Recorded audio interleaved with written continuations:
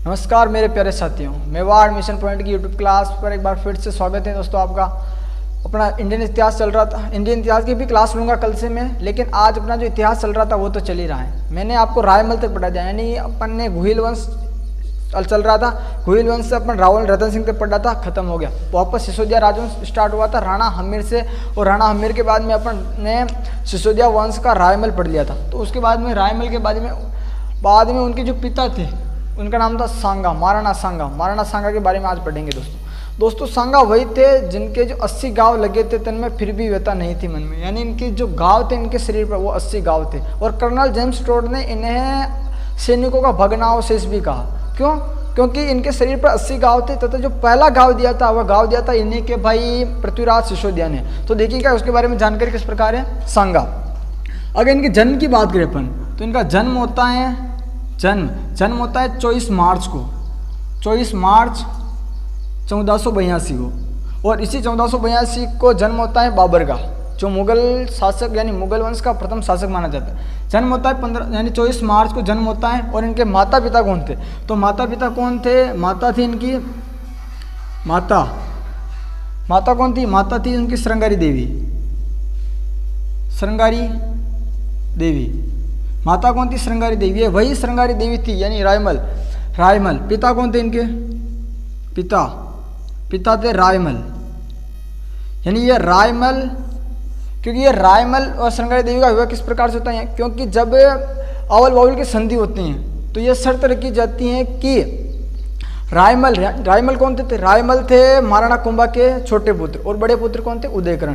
तो यह शर्त रखी गई अवल बाउल की संधि में कि वो तो यानी जो आंवले का पेड़ है वहाँ से मेवाड़, और जो बबूल का पेड़ है वहाँ से मारवाड़ होगा। और दूसरी शर्त यह थी कि जो श्रृंगारी देवी थी जोधा की पुत्री, उसका विवाह रायमल के साथ करवाया जाएगा। कौन? माता पिता कौन थे महाराणा सांगा के? तो माता पिता कौन थे? माता थी इनकी श्रृंगारी देवी, व पिता कौन थे इनके? पिता थे रायमल।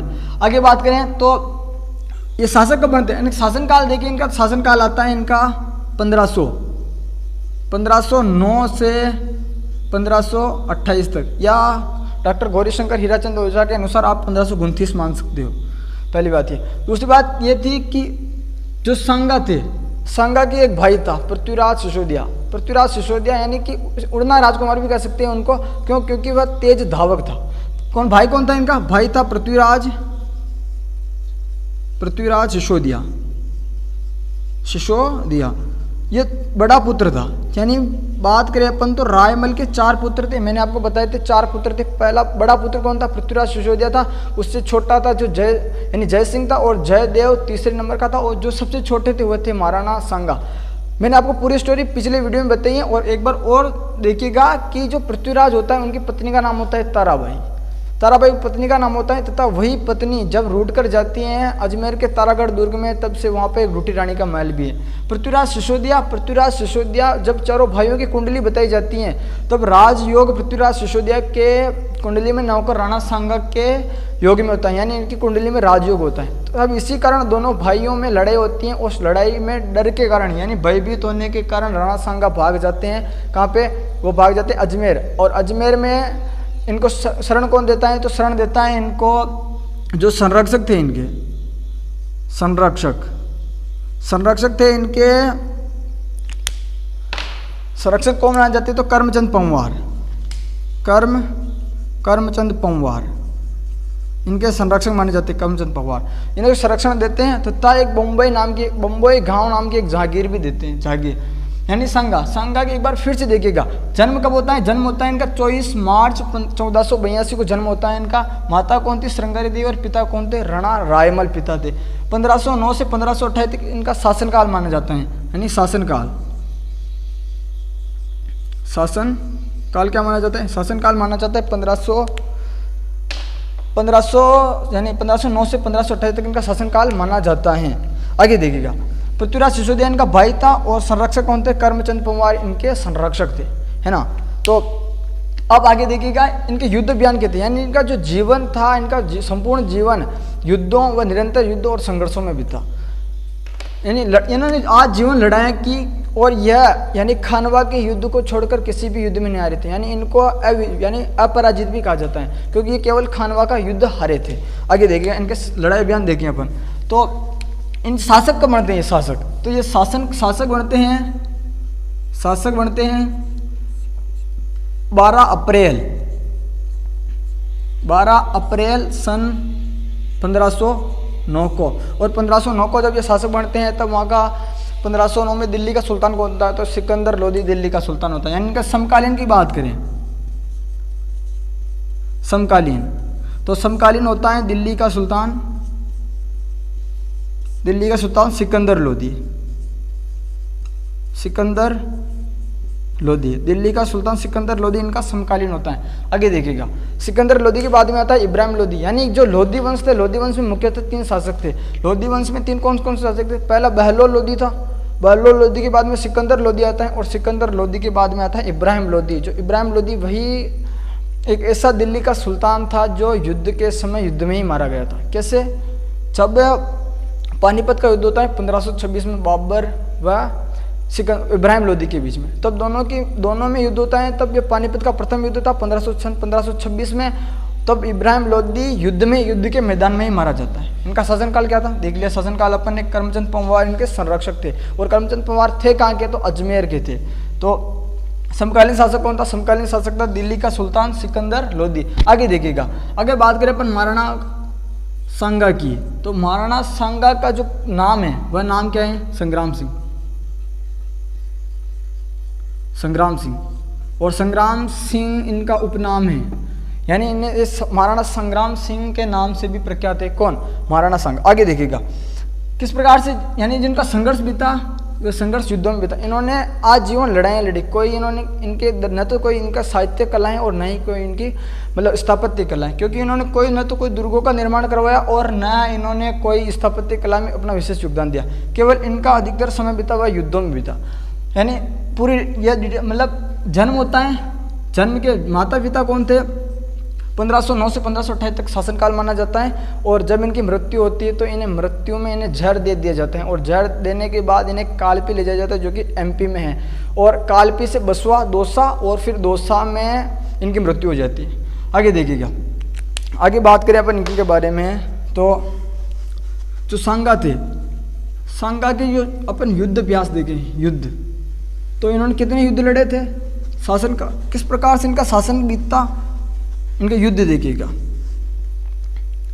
युद्ध, तो इन्होंने युद्ध कौन कौन से लड़े? पहला युद्ध आता है, कौन सा युद्ध था? वह था खातौली का युद्ध। यानी इनका जो समय पहला युद्ध माना जाता है, पहला युद्ध वह खातौली का युद्ध था। खातौली का युद्ध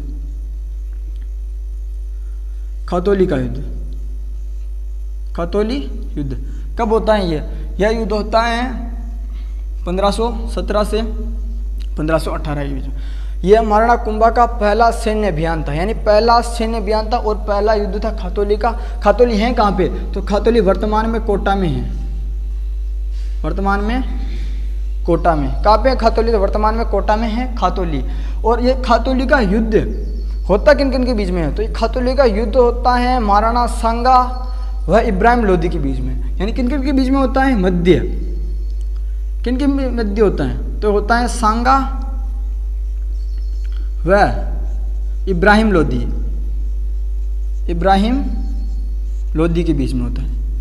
इब्राहिम लोदी के बीच में होता है कौन सा युद्ध? खातौली का युद्ध। खातौली वर्तमान में है कहाँ पे? तो प्रेजेंट टाइम में खातौली कोटा में है। सांगा के बीच में होता है महाराणा सांगा व इब्राहिम लोदी के बीच में होता है। और परिणाम क्या निकलता है इस युद्ध का? तो परिणाम यह निकलता है कि इस युद्ध में इब्राहिम लोदी की हार होती है, यानी सांगा जीत जाते हैं। पराजय किसकी होती है? पराजय होती है इब्राहिम लोदी की। और इब्राहिम लोदी था कौन? यह था दिल्ली का सबसे पराक्रमी शासक माना जाता है। पराक्रमी शासक माना जाता है दिल्ली का, जो कि सल्तनत काल का अंतिम शासक माना जाता है। किसे? इब्राहिम लोदी को। क्यों? क्योंकि सल्तनत काल समाप्त होने के बाद ही बाबर ने मुगल वंश की स्थापना की थी। कहाँ पे? दिल्ली में, सन 1526 में।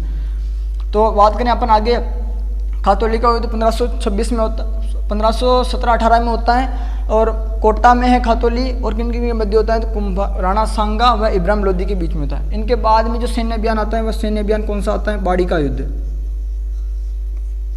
बाड़ी का युद्ध। और बाड़ी कहाँ पे हैं वर्तमान में? बाड़ी है धौलपुर में।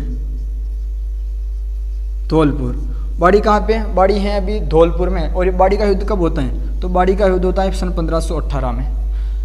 युद्ध थे, 5-6 युद्ध लड़े महाराणा सांगा ने, तथा जीवन काल में इन्होंने बहुत से युद्ध लड़े, लेकिन किसी भी युद्ध में ना हारे थे। केवल एक युद्ध जो कि खानवा का युद्ध था, उस युद्ध में ये हारे थे। कौन? महाराणा सांगा। सन 1526 में मुगल वंश की स्थापना होती है, और मुगल वंश की स्थापना के जस्ट एक साल बाद सन 1527 में, यानी 1527 17 मार्च 1527 में खानवा का युद्ध होता है। 1528 में बाबर भी 4 युद्ध लड़ता है जीवन काल में, उसका जीवन पे संघर्षों में बीता है। यानी कि समकालीन देखे तो जिस प्रकार से राणा सांगा का राणा गंगा, राव गंगा तो समकालीन शासक थे, इसी प्रकार सांगा का समकालीन शासक आप बाबर को भी मान सकते हो। जिस प्रकार से बाबर का संघर्ष जीवन काल संघर्ष से रहा, उसी प्रकार राणा सांगा का जीवन काल भी संघर्षपूर्वक रहा। बाड़ी का युद्ध कब होता है? बाड़ी का युद्ध होता है 1518 में। बाड़ी कहाँ पे है? तो धौलपुर में, बाड़ी धौलपुर में। एक बार फिर से देखिएगा। खातौली कहाँ पे? खातौली वर्तमान में कोटा में आता है। भरतपुर में आता था, भरतपुर में बयान आता है, और खातौली केवल कोटा में आता है। मध्य में किनके मध्य हुआ था? तो इब्राहिम लोदी के मध्य और सांगा के मध्य में होता है, और इब्राहिम लोदी की पराजय होती है। वापस वही युद्ध, यानी इब्राहिम लोदी वापस दिल्ली भाग जाता है। वापस बाड़ी का युद्ध किनके बीच में होता है? वह इब्राहिम यानी राणा सांगा, वह इस बार इब्राहिम लोदी नहीं आता। इसके 2 सेनापति होते हैं, सेनापतियों को भेजते हैं, और सेनापति का नाम क्या है? मियाँ हुसैन व मियाँ माखन। मियाँ माखन, इन दोनों के नेतृत्व में सेना भेजता है कौन? सेना भेजता है इब्राहिम लोदी, और इब्राहिम लोदी सेना भेजता है किनके नेतृत्व में? मियाँ हुसैन व मियाँ माखन खां के नेतृत्व में। राणा सांगा फिर इन्हें पराजित कर देता है। यानी फिर इसी युद्ध में किनकी हार होती है? इस युद्ध में हार होती है मियाँ हुसैन व मियाँ माखन की, यानी इब्राहिम लोदी की हार होती है वापस इस युद्ध में। और इनके बाद में जो कर्नल जेम्स टोड थे, उन्होंने ये कहा कि सैनिकों को भग्नावशेष कहा इनको, ये तो कहा, लेकिन उन्होंने ये भी कहा कि इब्राहिम यानी बाबर, जब बाबर के साथ युद्ध होता है किनका? सांगा का, सन 1527 में, 17 मार्च 1527 में किनका युद्ध? खानवा का युद्ध। तब बाबरनामा यानी बाबरनामा बाबर ने लिखी थी। तो बाबरनामा में बाबर लिखता है कि महाराणा सांगा के पास 2,20,000 की सेना थी, यानी 2,20,000 उनके पास सेना थी। कर्नल जेम्स टोड लिखता है कि राणा सांगा के पास 7 राजा, 9 राव, 104 सरदार थे। आगे देखेंगे अपन उनके बारे में। तो बाड़ी का युद्ध हुआ था 1518 में। 1518 में सांगा व मियाँ हुसैन व मियाँ माखन खां के मध्य में होता है, और इस युद्ध में सांगा विजयी होते हैं। और इसके बाद में जो युद्ध आता है, उस युद्ध का क्या नाम है? उस युद्ध का नाम है उस युद्ध का नाम है, आगे देखिएगा आप, और उस युद्ध का नाम है जो कि झालावाड़ दुर्ग का सबसे प्राचीन दुर्ग माना जाता है। और दुर्ग किस नाम है? और आपको ये भी बता दूं कि दुर्ग हैं किसके?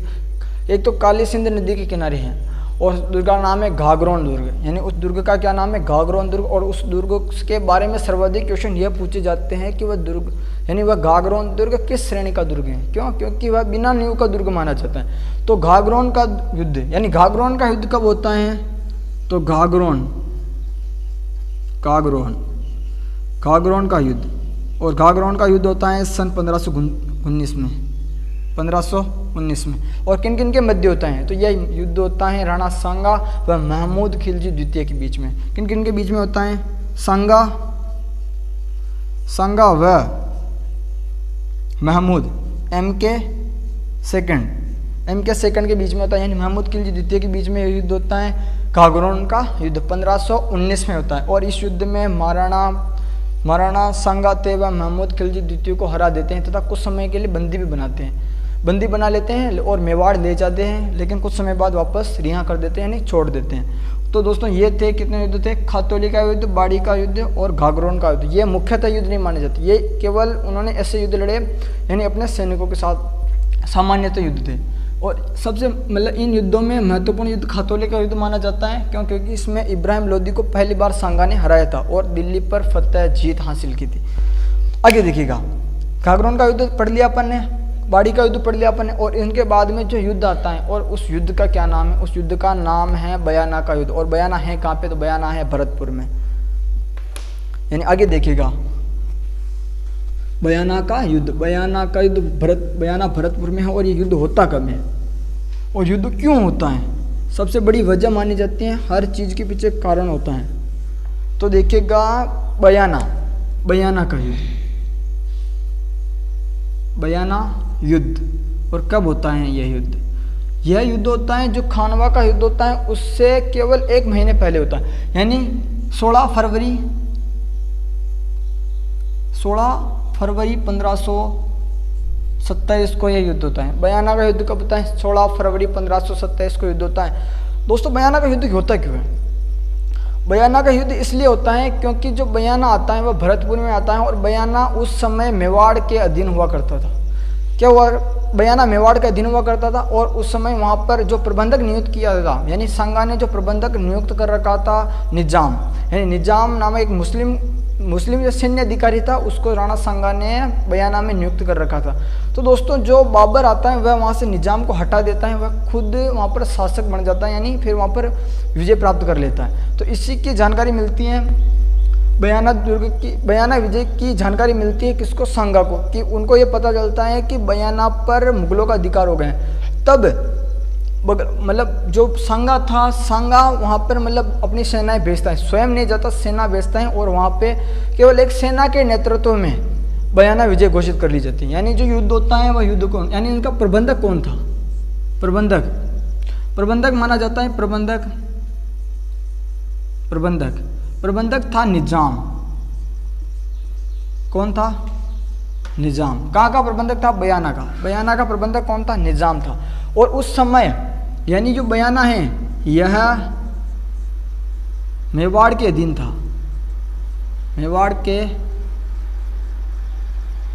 था, यानी जो ये मेवाड़ के अधीन था, क्या बयाना मेवाड़ के अधीन माना जाता था? इसके बारे में बात देखिएगा। जब बयाना को जीत लेते हैं कौन? मुगल जब बयाना को जीत लेते हैं तब आक्रमण करता है महाराणा सांगा बयाना के ऊपर और बयाना पर पुनः विजय प्राप्त कर लेता है। यानी कि यह युद्ध होता है 16 फरवरी 1527 को बाबर व सांगा के बीच में, सांगा के मध्य। दोस्तों इस युद्ध में विजय होती है महाराणा सांगा की और यही विजय सबसे बड़ी पराजय का कारण बनती है खानवा के युद्ध में। एक बार मेरे समीकरण को समझेगा फिर से। सांगा व बाबर के बीच में बयाना का युद्ध होता है। बयाना के युद्ध में आसानी से मुगल सेना को हरा देते हैं कौन? राणा सांगा। और महाराणा सांगा हराने के बाद बाबर वापस जाता है कहाँ पे? दिल्ली में। और दिल्ली में जाने के बाद वह वापस अपनी तैयारी में जुट जाता है, लेकिन दूरदर्शिता का अभाव था किन में? महाराणा सांगा में। ये सोचकर मतलब ऐशो आराम में मग्न हो जाते हैं कि वापस ये उसी तरह जिस प्रकार से बयाना के युद्ध में सांगा को बाबर को हराया था सांगा ने, उसी प्रकार इस बार भी वो हरा देंगे। सबसे बड़ी दूरदर्शिता का अभाव यही था और यही विजय पराजय का कारण बनी। आगे देखिएगा, बाबर और सांगा के बीच में युद्ध होता है तो बाबर हार जाता है लेकिन वापस अपनी तैयारी में जुट जाता है और ये था बयाना का युद्ध। और इसके बाद में जो युद्ध आता है वह युद्ध आता है खानवा का युद्ध। और खानवा का युद्ध विश्व भारत का नहीं, राजस्थान का एक ऐसा एकमात्र युद्ध था जिस युद्ध में तोप का प्रयोग हुआ।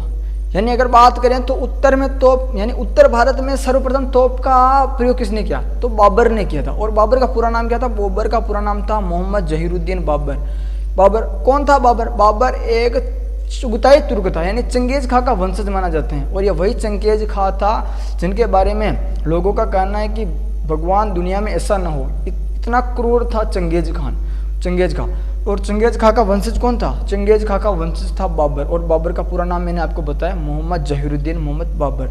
तो आगे देखिएगा, बाबर अपनी तैयारी में जुट जाता है और खानवा के युद्ध की तैयारी करता है और वापस दिल्ली में मुगल सेना इतनी ताकतवर हो जाती हैं कि वह मेवाड़ पर दोबारा आक्रमण करने की सोचती है। आगे देखिएगा कौन सा युद्ध था इसके बाद में? जो खानवा का युद्ध, यानी कि खानवा के युद्ध में महाराणा सांगा की पराजय होती है और पराजय का मुख्य कारण यही बयाना युद्ध था और बयाना युद्ध में विजय का प्रमुख कारण पराजय का कारण बना।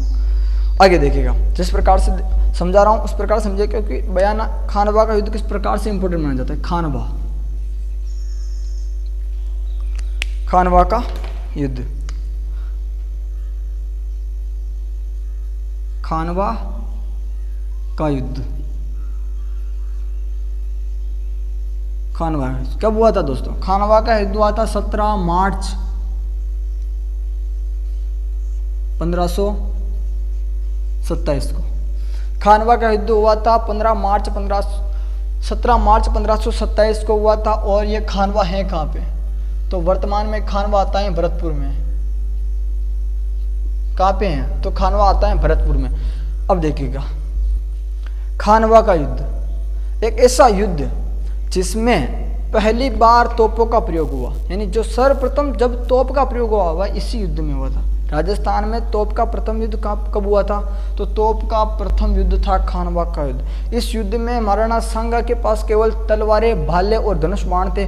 और इस युद्ध में, यानी अगर बात करें तो उस समय का परमाणु युद्ध माना जाता है खानवा के युद्ध को। और किन किन के मध्य में हुआ था? तो सांगा व बाबर के मध्य में हुआ था। सांगा व बाबर के मध्य में कौन सा युद्ध हुआ था? तो खानवा का युद्ध। अब खानवा के युद्ध में सबसे मुख्य बात क्या थी? सबसे मुख्य बात यह थी कि इस युद्ध में पराजय होती है सांगा की, पराजय। और पराजय किसकी होती है? सांगा की। सांगा की पराजय होती है। और पराजय का मुख्य कारण क्या था? सबसे पहला मुख्य कारण यह था कि बाबर द्वारा तोपों का प्रयोग करना, बाबर द्वारा तोपों का प्रयोग करना। आगे देखेंगे कि पराजय के क्या क्या कारण थे। इस युद्ध में सर्वाधिक हाथियों का प्रयोग हुआ था, यानी हाथियों का प्रयोग हुआ था। और महाराणा सांगा पर भी हाथी पर सवार थे। इतनी भयंकर तरीके से युद्ध लड़ा गया। सांगा के पास कितनी सेना थी? सांगा के पास थी 2,20,000। ये किसके अनुसार? ये बाबरनामा के अनुसार है। बाबरनामा के अनुसार खानवा के युद्ध में सांगा के साथ 7 राजा,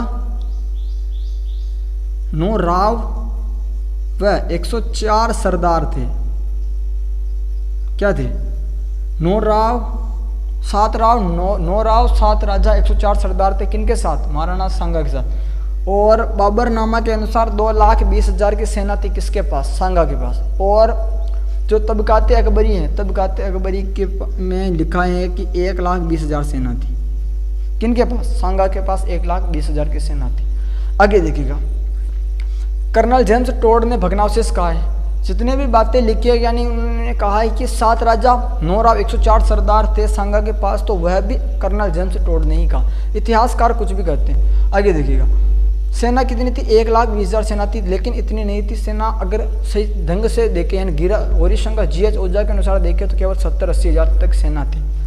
इसके बाद देखते हैं जो सांगा थे, सांगा के जो सहयोगी कौन कौन से थे। यानी अब सहयोगी की बात करें अपन, तो सहयोगी कौन कौन से थे? सहयोगी देखिएगा, सांगा का खानवा के युद्ध में साथ देने वाले सहयोगी तो कौन कौन से थे सहयोगी? मारवाड़ से राव गंगा, बीकानेर से राव जैत सिंह, बीकानेर से राव जैत सिंह, इडर से भारमल,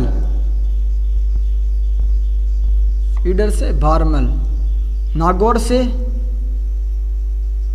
से वीरमदेव, नागौर से वीरमदेव।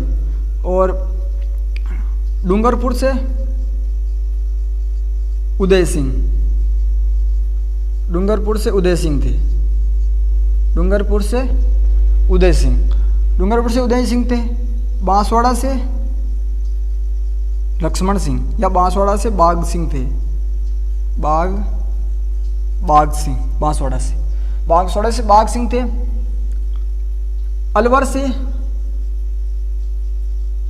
अलवर से थे सहलदी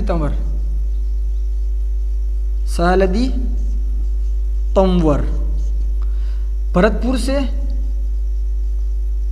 भरतपुर से थे हसन खां मेवाती।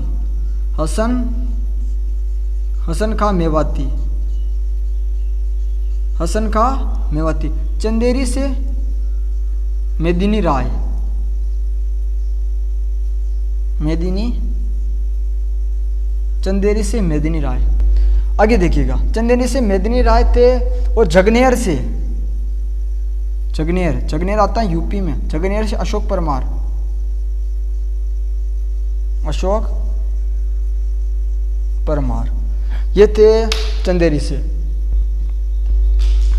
अशोक परमार चंदेर यानी जगनेर से अशोक परमार थे, मेदिनी राय थे चंदेरी से, यानी जो ये प्रमुख थे जिन्होंने खानवा के युद्ध में महाराणा सांगा का साथ दिया था। एक बार आप फिर से देखिएगा, मारवाड़ से राव गंगा, बीकानेर से राव जेतसिंह, ईडर से बारमल, नागौर से विरमदेव मेड़तिया, डूंगरपुर से उदय सिंह, बांसवाड़ा से बाग सिंह, अलवर से सहरदी तंवर, भरतपुर से हसन खां मेवाती, चंदेरी से मेदिनी राय, जगनेर से अशोक परमार। और ध्यान रखिएगा बड़ी सादड़ी, यानी जो बड़ी सादड़ी है, बड़ी सादड़ी, बड़ी सादड़ी से कौन थे दोस्तों? बड़ी सादड़ी से जाला अज्जा, जाला अज्जा, जाला अज्जा थे। और सलुम्बर से रतन सिंह चुंडावत, रतन सिंह चुंडावत। इन शासकों ने दिया था महाराणा सांगा का साथ, यानी महाराणा सांगा का साथ दिया था खानवा के युद्ध में। कौन कौन थे? मारवाड़ दिया था, मारवाड़ ने दिया था, बीकानेर, ईडर, नागौर, डूंगरपुर, बांसवाड़ा, अलवर, भरतपुर, चंदेरी, जगनेर, बड़ी सादड़ी, सलुम्बर। सलुम्बर के बाद में देखिए तो बहुत से यानी कुछ ऐसे नाम भी थे जिन्होंने साथ दिया था। लेकिन जो अलवर से जो सहलदी तंवर था उन्होंने विश्वासघात किया था महाराणा सांगा के साथ, और यही कारण एक था महाराणा सांगा की हार का प्रमुख कारण। आगे देखिएगा, इन्होंने साथ दिया था, एक बार आप देख लो फिर से, महाराणा सांगा का इन शासकों ने साथ दिया था। इसके बारे में अगर आगे बात करें अपन तो आगे देखिएगा,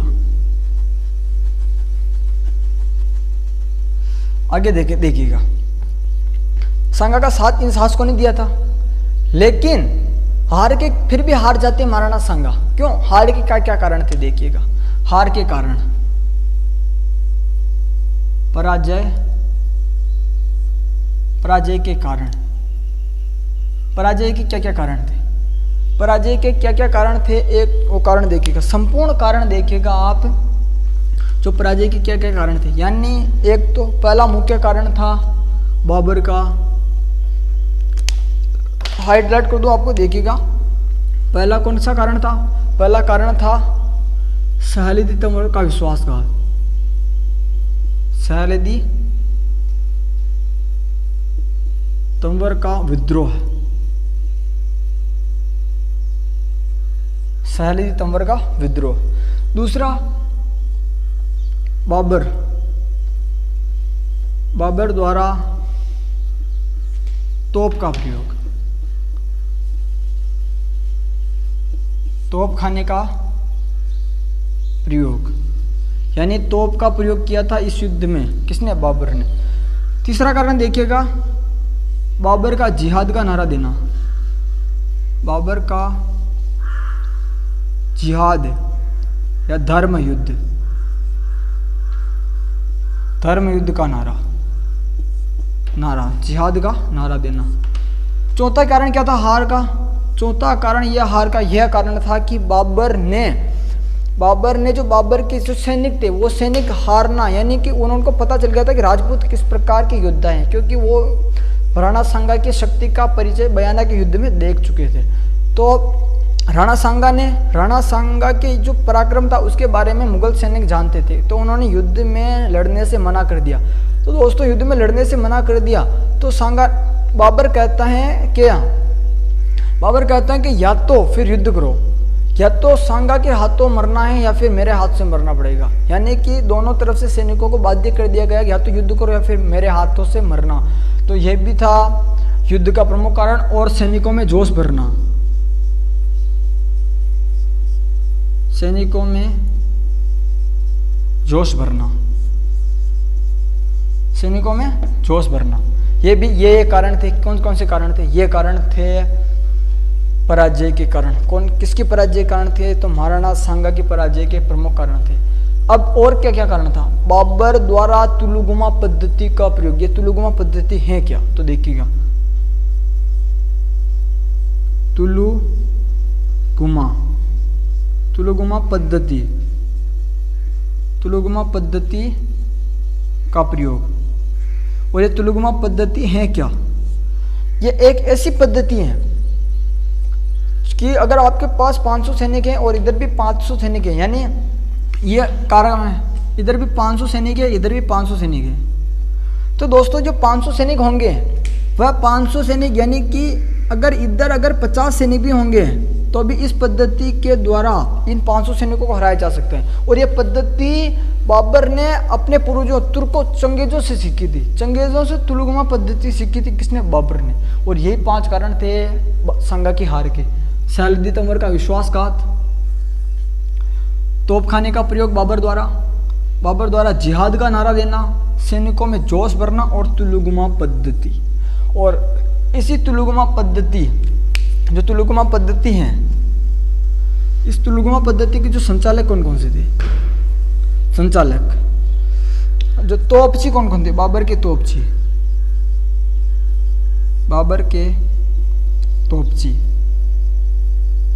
कौन कौन से थे? एक था उस्ताद अली, और एक था मुल्तान या रूमी खां। मुल्तान रूमी, ये थे बाबर के तोपची। बाबर के तोपची कौन कौन थे?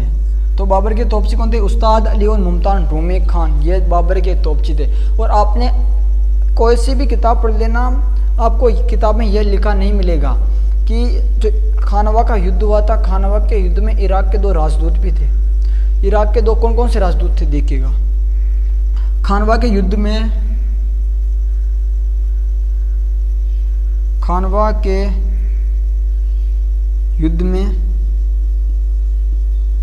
के राजदूत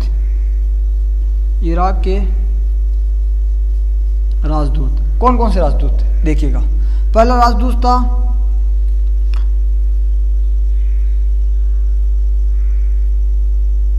सिस्तान, और दूसरा था हुसैन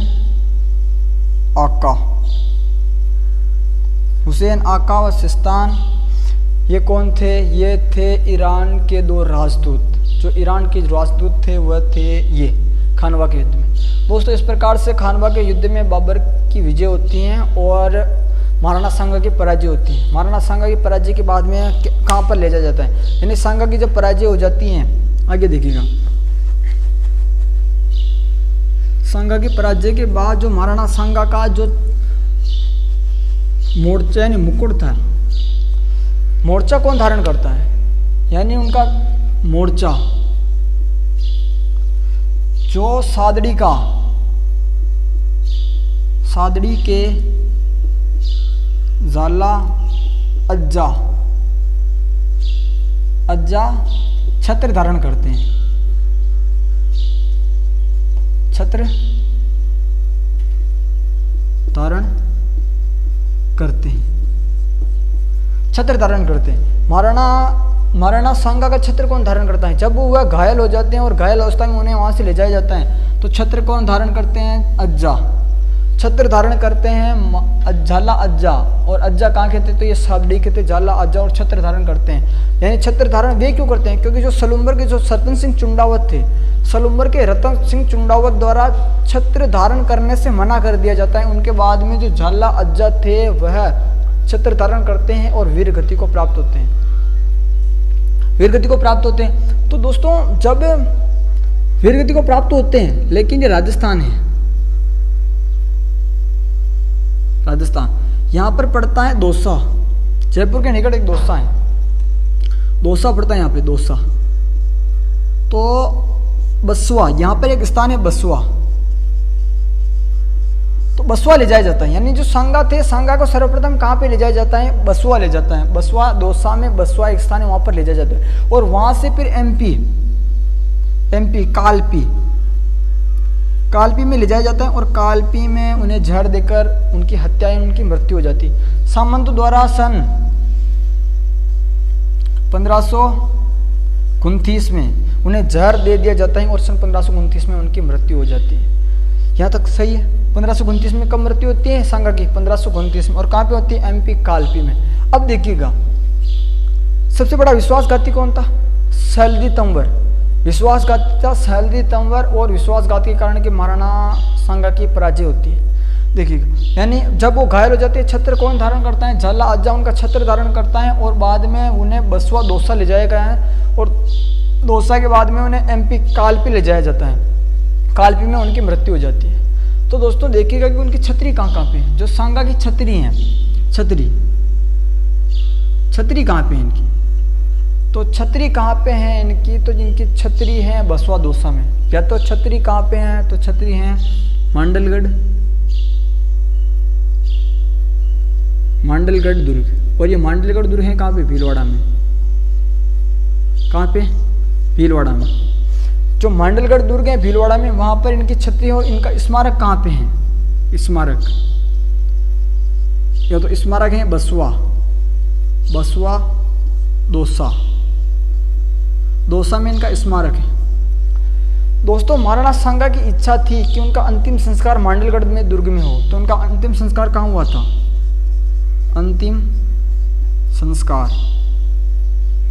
इनका अंतिम संस्कार होता है मांडलगढ़ दुर्ग में। मांडलगढ़ दुर्ग में इनका अंतिम संस्कार होता है। और वहीं पे महाराणा सांगा की छतरी है। महाराणा सांगा की छतरी कहाँ पे है? तो मांडलगढ़ दुर्ग में उनकी छतरी है। और अंतिम संस्कार महाराणा सांगा का होता है मांडलगढ़ दुर्ग में। और क्या प्रमाण है कि महाराणा सांगा का अंतिम संस्कार कहाँ पे होता है? महाराणा सांगा का अंतिम संस्कार होता है मांडलगढ़ दुर्ग में। इसकी जो पुष्टि करता है वह करता है कविराज श्यामल दास की ग्रंथ वीर विनोद में इनकी रचना। वीर विनोद श्यामल दास की रचना है। और श्यामल दास थे वो प्रॉपर भीलवाड़ा के ही थे। तो उनकी रचना में यह लिखा गया है कि मांडलगढ़ दुर्ग में महाराणा सांगा का अंतिम संस्कार किया गया। दोस्तों ये था महाराणा सांगा। यानी अगर फिर एक बार देखिएगा अपन ने क्या क्या पढ़ा? महाराणा सांगा के सैन्य अभियान पढ़े थे। उनके जीवन काल में 80 गांव लगे थे, तो इनमें फिर भी व्यथा नहीं थी। यानी उनके शरीर पे कितने गांव थे? 80 गांव थे। यानी उनको सैनिकों का भग्नावशेष भी कहा जाता है, हिंदू पंथ भी कहा गया। क्यों?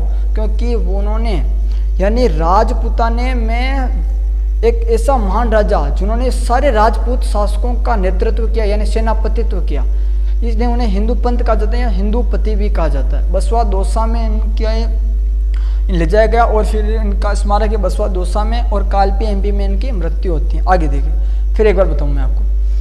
सांगा थे, सांगा का जो समकालीन शासक था राव गंगा। मारवाड़ के राव गंगा थे समकालीन।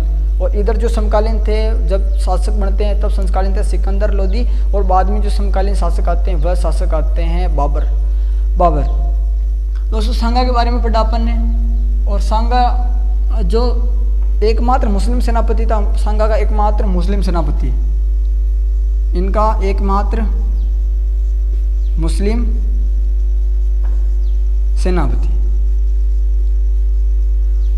मुस्लिम सेनापति कौन थे? तो हसन खां मेवाती। इनके एकमात्र मुस्लिम सेनापति थे। और जिस प्रकार से महाराणा प्रताप के एकमात्र मुस्लिम सेनापति थे हकीम खान सूरी, उसी प्रकार से हसन खां मेवाती महाराणा सांगा के मुस्लिम सेनापति थे। दोस्तों आज के लिए इतना ही, मिलते हैं नेक्स्ट वीडियो में। इसके लिए वंदे मातरम।